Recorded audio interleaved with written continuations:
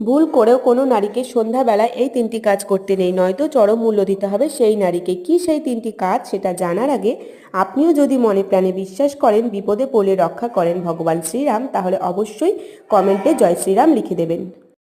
Number 1-এ বলা হয়েছে, কোনো নারীকে ঘরের দরজার সামনে বসতে নেই। এমনটা করলে নৃসিংহ ভগবান দেব ক্রোধিত হন, যার কারণে আপনার জীবন থেকে সমস্ত সুখ সমৃদ্ধি শেষ হয়ে যাবে।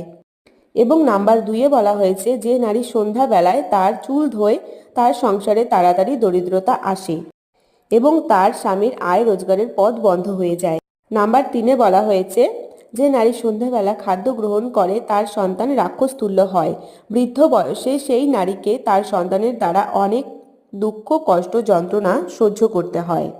তো বন্ধুরা, এই হচ্ছে 3টি কারণ যেগুলো নারীদের একদমই করা উচিত নয়, অবশ্যই করবেন না আপনারাও।